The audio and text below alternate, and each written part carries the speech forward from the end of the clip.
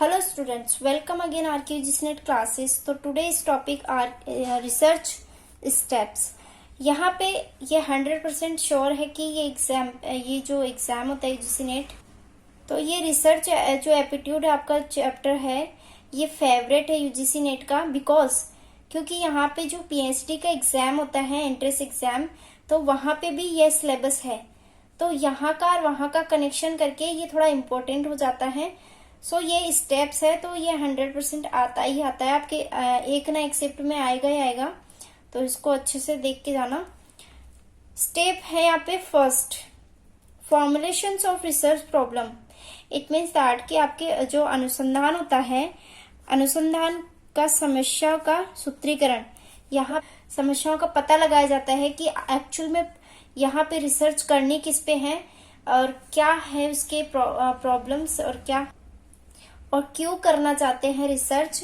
क्यों कैसे और ये सब जो वर्ड्स होते हैं तो ये क्या दिखाते हैं क्या शो करते हैं स्टेप फर्स्ट को शो करते हैं. इसमें पॉइंट्स देख लेते हैं.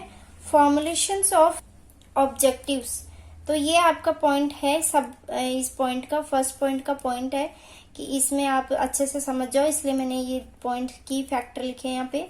फॉर्मुलेशंस ऑफ ऑब्जेक्टिव्स मीन्स आपके पास में जो उद्देश्य है रिसर्च करने के तो उसका क्या फॉर्मुलेशन है क्या उसमें प्रॉब्लम्स आ रही है. सो दैट ये होता है आपका स्टेप नंबर फर्स्ट में आता है आइडेंटिफाइंग रिसर्च वेरिएबल. मतलब यहाँ पे जो रिसर्च की जो वेरिएबल्स होते हैं जो चर होते हैं चर कहते हैं इसको हिंदी में तो आपके जो चर होते हैं तो वहां पे आइडेंटिफाई किए जाते हैं. एंड फॉर्मुलेशंस हाइपोथेसिस मैंने बताया आपको हाइपोथेसिस कैसे की जाती है एग्जाम्पल दिया था पिछली वीडियो में. सो यहाँ पे फॉर्मुलेशन क्या रहता है कि आप हाइपोथेसिस कैसे लोगे कैसे नहीं लोगे तो देखते हैं स्टेप सेकंड में क्या है प्रिपेयरिंग रिसर्च डिजाइन. यहाँ पे अनुसंधान अभिकल्प को तैयार किया जाता है. यहाँ पे अभिकल्प देखना है नाम तो यहाँ पे क्या किया जाता है अनुसंधान अभिकल्प को तैयार किया जाता है सेकंड नंबर पे. जैसे कि अभिकल्प मतलब यहाँ पे प्रॉब्लम्स होती है आपको जो भी प्रॉब्लम्स निकल के आती है उसका स्ट्रक्चर तैयार करना स्टडी के लिए डिजाइन तैयार करना एंड एक्सपेरिमेंटल स्टडी करना एंड नॉन एक्सपेरिमेंटल स्टडी करना ये इसी में आते हैं. ये इसके सब पॉइंट्स है. स्टेप नंबर थर्ड है डेवलपिंग डाटा कलेक्शन इंस्ट्रूमेंट. तो यहाँ पे क्या है प्रदत्त संग्रह उपकरण विकसित करना. तो यहाँ पे क्या है डाटा कलेक्शन करने की बात कर रहा है कि आपके पास में जो भी रिसर्च आप करना चाहते हो तो उस पे क्या डाटा कलेक्शन करोगे आप किस तरीके से करोगे वो स्टेप्स थर्ड में आता है. तो यहाँ देख लेते हैं टाइप्स ऑफ डाटा मतलब आपके पास में जो डाटा होता है वो कितने प्रकार का है. मेथड्स ऑफ डाटा कलेक्शंस तो कितने मेथड से आप डाटा कलेक्शन कर सकते हो. डिजाइनिंग रिसर्च टूल किस तरीके से आप रिसर्च टूल को डिजाइन कर सकते हो तो वो आता है आपका स्टेप नंबर थर्ड में. Next is step number fourth में क्या है सेलेक्टिंग सैंपल. यहाँ पे जो सैंपल लिए जाते हैं यहाँ पे सिलेक्ट करना होता है कि कैसे सैंपल्स लेना है. हिंदी में कहते हैं प्रतिदर्श चयन. इसी को ही सिलेक्टिंग सैंपल को बोलते हैं प्रतिदर्श चयन. तो यहाँ पे प्रोबेबिलिटी ली जाती है प्रोबेबिलिटी की बेस पे किया जाता है एंड नॉन प्रोबेबिलिटी की बेस पे किया जाता है. डिटर्मिनेशंस ऑफ सिंपल डिजाइन यहाँ पे सैंपल डिजाइन ली जाती है. तो ये होता है आपका स्टेप नंबर 4. नेक्स्ट है स्टेप नंबर 5 राइटिंग रिसर्च. मतलब यहाँ पे अनुसंधान प्रस्ताव लेखन किया जाता है वो स्टेप नंबर 5 में आता है. जैसे कि टाइप्स ऑफ डाटा यहाँ पर टाइप्स ऑफ डाटा कितने प्रकार के डाटा लिए जा सकते हैं and justifications of fund and other sources जो आपके पास में फंड्स होते हैं एंड अदर सोर्सेज होते हैं तो उनको जस्टिफाई करना. सो स्टेप नंबर 5 में आते हैं. नेक्स्ट देख लेते हैं स्टेप नंबर 6. यहाँ पे कलेक्शन डाटा की बात कही गई है कि आपके डाटा कलेक्शन होते हैं वो कितने तरीके से हो सकते हैं कैसे हो सकते हैं डाटा कलेक्शन आप कैसे करते हो. सो दैट यहाँ पे देख लेते हैं ऑब्जर्व भी कर सकते हो आप इंटरव्यू भी कर सकते हो एंड शेड्यूल भी ले सकते हो. सो ये सब आता है स्टेप नंबर 6 में. स्टेप नंबर 7 देख लेते हैं.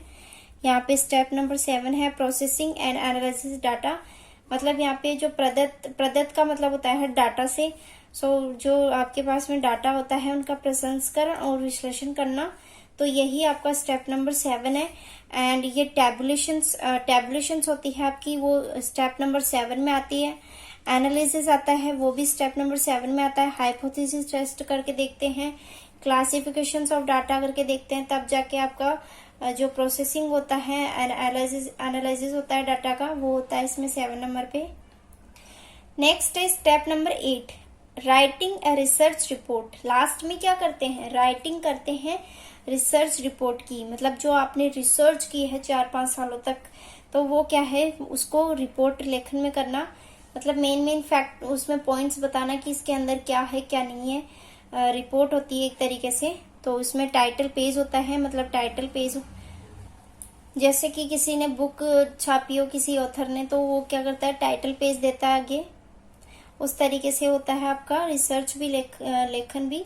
एंड चैप्टर्स वाइज कर रहे हैं या फिर टेबल ऑफ कंटेंट्स, मतलब यहाँ पे चैप्टर्स भी लेते हैं एंड टेबल ऑफ कंटेंट्स भी बताते हैं एंड बिब्लियोग्राफी भी बताते हैं, ग्रंथ के द्वारा भी बता सकते हैं कि इस तरीके से हमारा रिसर्च लेखन है, या फिर जो रिपोर्ट है वो उस तरीके से इस टाइप से भी कर सकते हैं। सो दैट ये था आपका स्टेप्स ऑफ रिसर्च। सो मैंने यहाँ पे डीपली आपको समझाया है, पॉइंट्स के अंदर सब पॉइंट्स बना के भी समझाया है, तो आपको समझ में आई होप कि आया होगा। So thank you so much for watching my video. Next video में मैं आपको बताऊंगी कि इसके कितने क्या प्रकार हैं, कितने मतलब इसमें किस किस प्रकार पे कौन कौन सी रिसर्च होती है। So thank you so much. If you want any officially notification, so follow Instagram page, link available in descriptions।